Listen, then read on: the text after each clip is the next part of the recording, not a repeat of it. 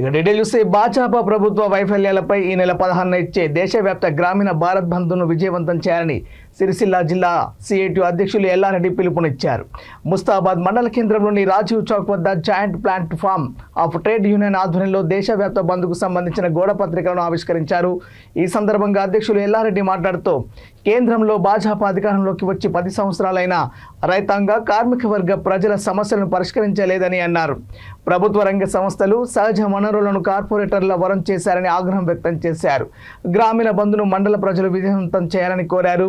ఈ కార్యక్రమంలో సిఐటి జిల్లా సహాయక కార్యదర్శి రాజశేఖర్, మండల నాయకులు, కార్మికులు తదితరులు పాల్గొన్నారు.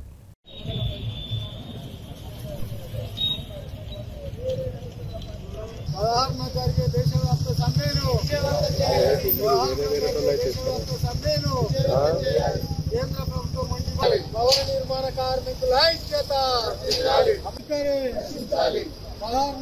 దేశవ్యాప్త సమ్మెను వ్యతిరేక విధానాలు నశించాలి నశించాలి కేంద్ర ప్రభుత్వ కార్మిక వ్యతిరేక విధానాలు నశించాలి నశించాలి మానుకోవాలి మానుకోవాలి ప్రభుత్వ రంగ సంస్థలను ప్రైవేట్ పరం చేయడం మానుకోవాలి మానుకోవాలి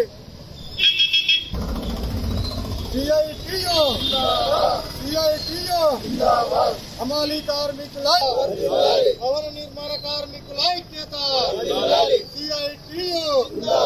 కేంద్ర ప్రభుత్వం మండి వైఖరి కేంద్ర ప్రభుత్వం మండి వైఖరి 4 కార్మిక చట్టాలు ఉన్నాయో ఆ చట్టాలను 4 లేబర్ కోడ్లుగా విభజించి సమ్మె చేసే హక్కు కూడా లేకుండా మరి ఆ చట్టాలను నిర్వీర్యం చేసే ప్రయత్నం చేస్తా ఉంది.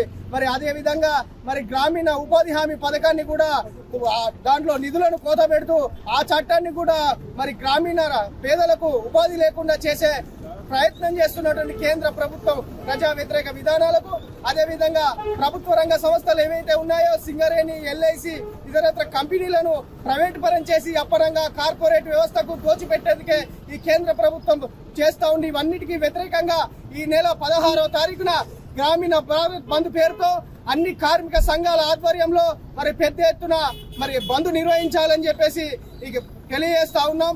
ఈ బంద్ ద్వారానైనా కేంద్ర ప్రభుత్వం కార్మిక ప్రజా వ్యతిరేక విధానాలు నశించాలి, మరి కార్మికులు ఏదైతే సాధించుకున్న చట్టాలను నిర్వీర్యం చేయకుండా పోరాటం చేయాల్సినటువంటి అవసరం మన కార్మికులపై ఉన్నాయని చెప్పేసి మరి బ్యాంకు, ఇన్సూరెన్స్ రంగాలు కూడా ఈ సమ్మెలో పాల్గొనాలని చెప్పేసి సిఐటిగా తెలియజేస్తా ఉన్నాం.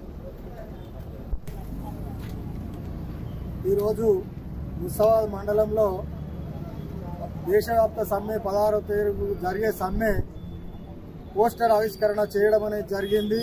కేంద్ర ప్రభుత్వం అనుసరిస్తున్న విధానాలకు నిరసనగా 16వ తారీఖున దేశవ్యాప్త పిలుపునివ్వడం జరిగింది. అందులో భాగంగా బ్రిటిష్ కాలంలోనే ఆ చట్టాలను సాధించుకున్నటువంటి చట్టాలను ఈ కేంద్ర ప్రభుత్వము 44 చట్టాలను 4 కోట్లుగా విభజించి కార్మికుల హక్కులను కాలరాసే విధంగా ఈ ప్రభుత్వం అనుసరిస్తుంది.